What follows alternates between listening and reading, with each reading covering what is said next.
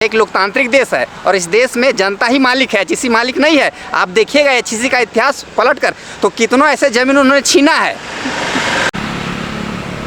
जोहार, आज हम मौजूद हैं धुरवा में, जहाँ पे पत्थर पोचा बस्ती के लोग यहाँ पे उमड़े, उनकी भीड़ उमड़ी और मामला ये सामने आया कि उन्हें बस्ती खाली करने का आदेश दे दिया गया है।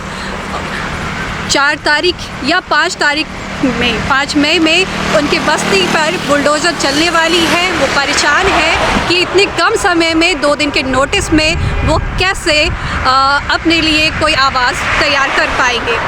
यहाँ पे जनता अपने हक के लिए, अपने अधिकार के लिए पहुँची थी और वही मुद्दा है। केंद्र और राज्य सरकार अपने फ़ायदे को देख रही है। ना झारखंड के मुख्यमंत्री हेमंत सोरेन को होश है कि वो अपने जनता के लिए कुछ करे।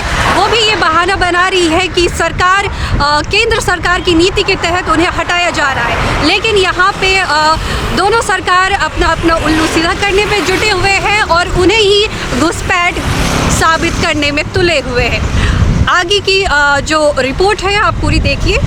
जी देखिए, जिस तरीके से जनता को, गरीब मजदूर को, असहाय बेसहारा लोगों को उनके घर से हटाया जा रहा है, उनके घरों को तोड़ा जा रहा है। आप दुख दर्द को समझ सकते हैं कि भारी गर्मी है, बरसात का मौसम है, लोग कहाँ जाएंगे, कैसे रहेंगे। छोटे छोटे बच्चे हैं, उनका क्या होगा।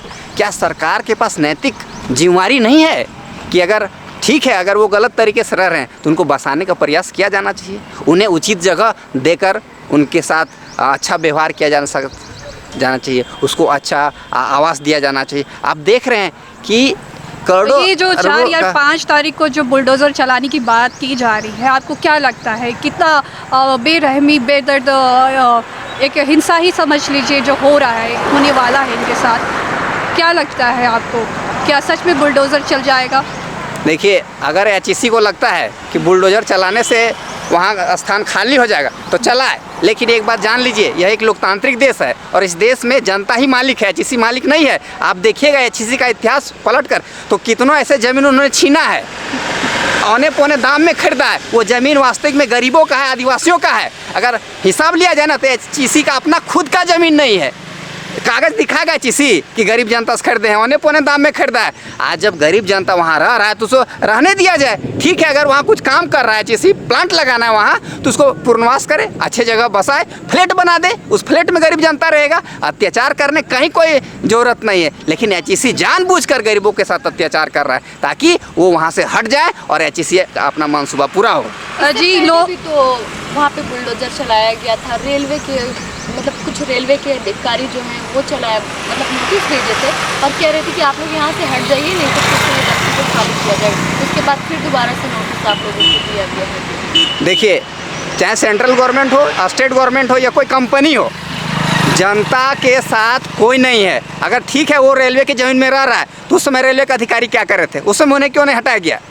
आज जब वो बस गए हैं, उनका वहाँ आधार कार्ड बन गया है, वोटर कार्ड बन गया, राशन उठा रहे हैं, सारा कुछ सरकारी लाभ ले रहे हैं, उसके बाद अगर उनके हटाया जा रहा है तो ये अत्याचार है, अन्याय है। सेंट्रल गवर्नमेंट करे चाहे स्टेट गवर्नमेंट करे, यह बिल्कुल माफ़ भी लायक नहीं है। अगर हटाना है तो प्रधानमंत्री का आवास हटाए, वो भी तबीयत तरीके से हटाना है, तो मुख्यमंत्री आवास हटाए, वो भी तबीयत तरीके से हटाना ही है। तो बड़े अधिकारियों का घर को तोड़े, कोई वैध नहीं है। अगर सही मायने में देखा जाए, वैध है, आदिवासियों का ज़मीन है, ये आदिवासियों का ये धरती है। लेकिन अगर आदिवासियों के साथ अत्याचार होगा तो हम लोग बर्दाश्त नहीं करेंगे। जी, आपका परिचय? मैं कृष्ण किशोर, सामाजिक एक्टिविस्ट हूँ और गरीबों के साथ खड़ा रहता हूँ और हमेशा आगे रहूँगा। जी, आपका बहुत बहुत शुक्रिया। आप देख रहे हैं बागी रिफ्लेक्शन, कैमरा पर्सन प्रियंका के साथ रिपोर्टर एहतिशाम प्रवीण।